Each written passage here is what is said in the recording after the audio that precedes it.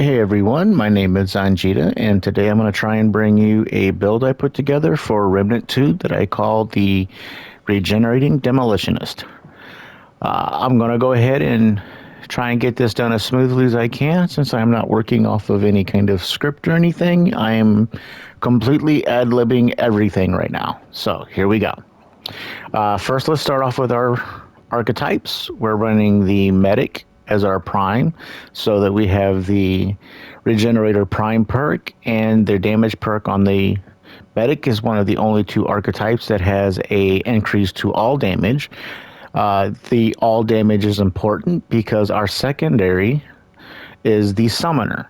The reason we're using the summoner is because with the update, we now have a 35% increase to mod, skill, and explosive damage. The important one is the explosive damage, as we're going to be leaning quite heavily into that. As far as our armor, I'm using the full bruiser set. You can use your armor to taste, which may or may not affect one of your traits. The relic we're using is the Tranquil Heart, so that we're having a constant health regeneration of 2.3 and doubling that for 20 or 15 seconds whenever we use the actual relic itself. Our amulet is going to be the detonation trigger to give ourselves more bonus, give ourselves extra damage on explosions, and also apply a burning effect for 5 seconds that just gives us additional damage. Our rings are going to be the Archer's Crest, so that we have faster projectile speed, which is going to be coming in handy for both our long gun and our handgun. The blasting cap for an additional 10% explosive damage.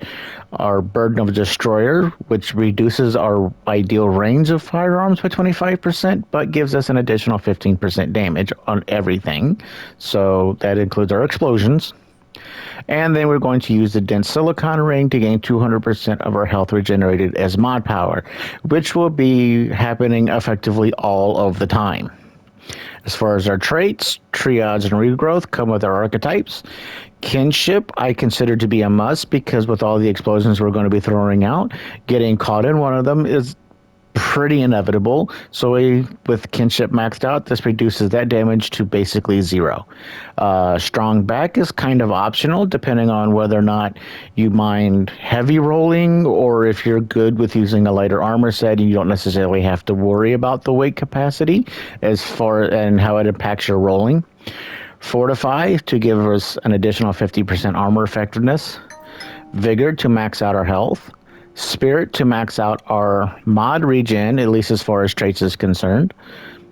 Expertise, again, this isn't really a necessity because we're not going to be leaning too heavily into our skills. It's mostly going to be through our 2 main weapons and mod powers.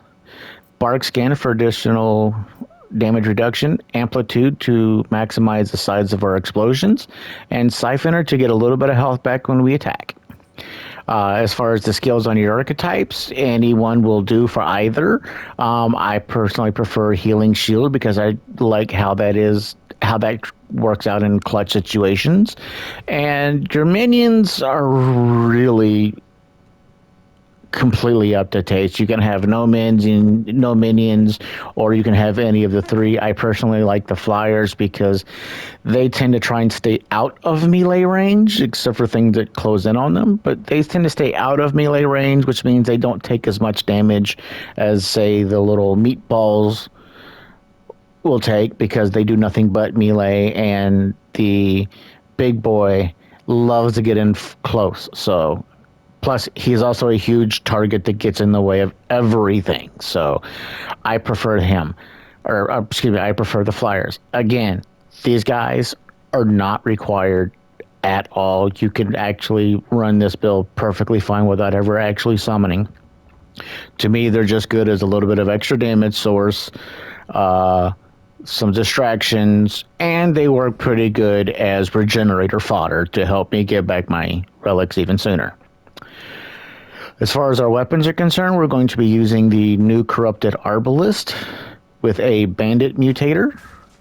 This is so that as we're shooting, we would typically be hitting about 2 targets at a time, which means every shot you get about 2 chances to get a round back. And more importantly, when the mod is activated, oh my god, I couldn't get it out. When the mod is activated, you will go from having 2 chances per shot to up to 4 chances per shot of getting a round back. And with things that are persistent for a while, you could basically go an entire mod duration and never reload this gun. For our melee weapon, we're using the Krell axe with transference. Again, this is another way to get our ammunition back, and an interesting interaction between the Krell axe and transference is if you use the charged attack to throw the axe and inflict overload, every little explosion on the overload will actually give you more ammunition back. So one axe throw could potentially return you 15% of your ammo stores. And the kind of the shining gem of all of this, believe it or not, is Anguish with Refunder.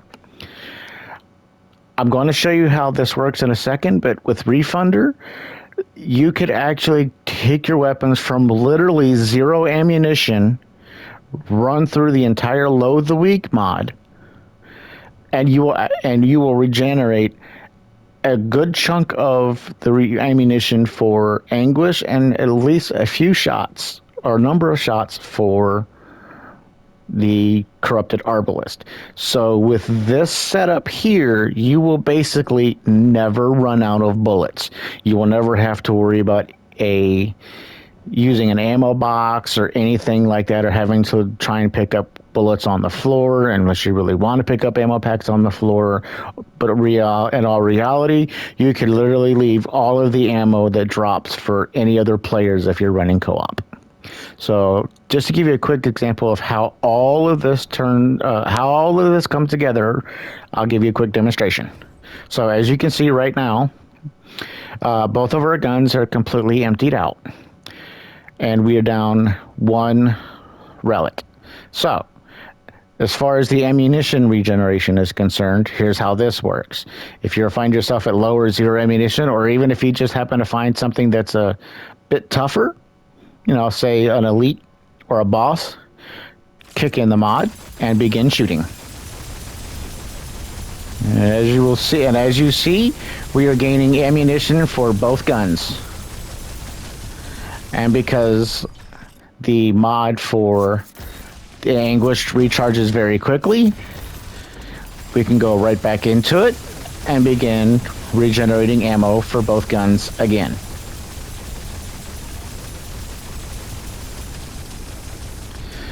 Now, the other interesting interaction for all of this, and again, for example, I'm going to our Krell axe, you will see that for every time the overloaded triggers, we get ammunition back. So with one axe, we can refill 15% of our ammo. The other interaction for all of this is when it comes into the health. Because of the Anguish's self-damaging nature, whenever you try to charge shots, you can sit there and hold the trigger button if you want to, and you can immediately start regenerating mod power, and you can regenerate, you can perform progress on regenerating a relic charge. So it all feedback loops into itself. And as you can see, we just recharged the mod for the Anguish to go back into it. So now we can use that to regenerate more ammunition for the Arbalest, so on and so forth. And again, as you're shooting, you're going to be doing a lot of the charge shots. So you're going to be constantly making progress on recharging your relic. And you effectively become you effectively end up with limitless ammunition and limitless relics. I hope I explained that all in a decent way, that it didn't bore you to tears. But yeah, that's basically what I have. I can't say that this will decimate everything in Apocalypse, and anything like that. I think this may do fairly well in Apocalypse, but I'm not sure. I haven't actually tried it And frankly, I'm just not that good with it to where I could actually be able to stay alive long enough personally to be able to make sure.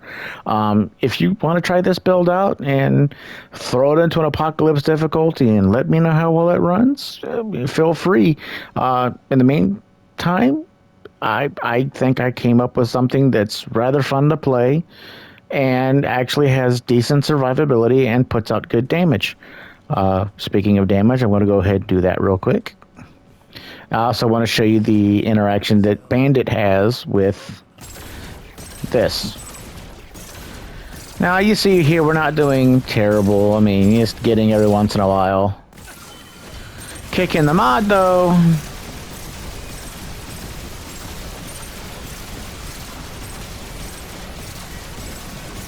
And yeah, we have basically infinite ammunition for the duration of this, as long as it hits, as long as it has targets to hit. I have fun with this.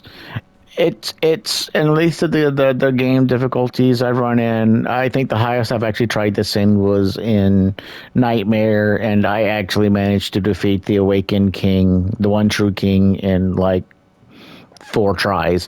And the build was slightly different than this one. It was still in development, but I have fun with it. Hopefully, it might be something you want to try out, and maybe you have fun with it too. Alrighty, thank you. So in my original recording of the first portion of this video, I didn't actually add any footage of boss fights. So here's a couple of boss fights on Nightmare difficulty to show kind of what this setup can do. Enjoy!